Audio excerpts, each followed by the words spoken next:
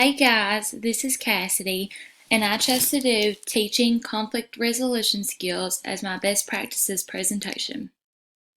The objective of teaching conflict resolution skills is for the students to solve the problem amongst themselves so you, the teacher, do not have to intervene. By your students having these conflict resolution skills, you will save a lot of valuable classroom instruction time because you won't have to get involved to resolve the conflict yourself. Conflict resolution skills can be taught to anyone for any age/grade level. It's essential to teach conflict resolution skills at the beginning of the year to all of your students and go back and review those skills at least once a month with your class. Necessary materials. There is a wide variety of strategies that you can use to teach conflict resolution skills. One strategy that I know I will use for sure in my classroom is planned ignoring. The materials needed for this activity is a poster board, markers, and a token system for positive reinforcement. The great thing about conflict resolution skills is that there are so many different strategies you could use to teach conflict resolution skills to your students.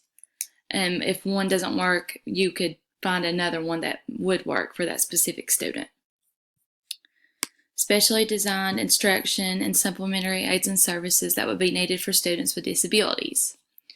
I have a first grade student with an emotional behavior disorder who constantly teases and hurts the feelings of the other students in my classroom. I could use a timesheet which causes him to have to reflect on what he did to hurt the student's feelings. He would fill it out at school and take home to have his parents sign it and then bring it back the next day and turn it into the front office. Oh, and here is an example of what a time to think sheet might look like. 2.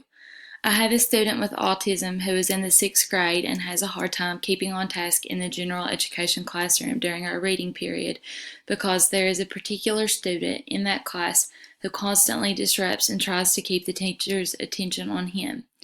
I chose to employ planned ignoring in my classroom and see if that helped my student with autism and caused my disruptive student's behavior to decrease. For every time my student stayed on task when the other was acting up during class, I gave him a cardinal cash, which is fake money. The cardinal cash will hopefully motivate him to stay on task so he will receive a prize at the end of the week. 3. I have a student with a learning disability who is a 6th grader. The student that picks on him has class with him and makes fun of him when he reads/talks. This student could also use the strategy planned ignoring because bullies like to feel powerful. If this student ignores the bully and acts like he is not there, this bully will feel powerless and will be likely to stop. Explanation of the procedures. Planned ignoring teaches students how to stay on task when other people around them are being disruptive and acting out in the classroom. This strategy works well particularly with students with behavioral disabilities for grades 6 through 8. Step 1. Teacher asks students why it is important to study and learn. Number 2.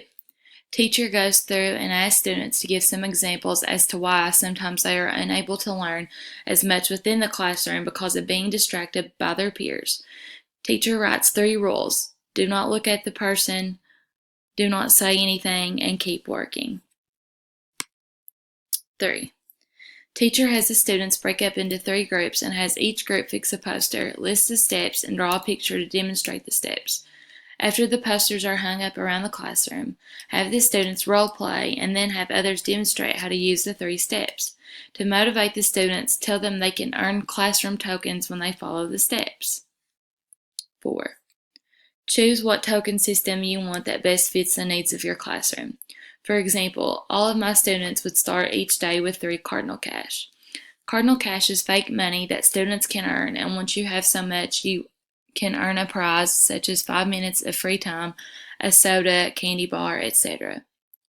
They will lose a cardinal cash every time they do not get on task within 30 seconds of me saying directions. They can earn up to 1 cardinal cash a day. Once a student reaches 10 cardinal cash, they can cash it in for a prize. As I mentioned before, you should periodically review the steps at least once a month and continually reinforce the appropriate behavior for positive results. There are my resources and my 3 formative assessment questions. Number 1, what is one strategy you could use to teach conflict resolution skills? Number 2, who can be taught conflict resolution skills? Who is the targeted audience?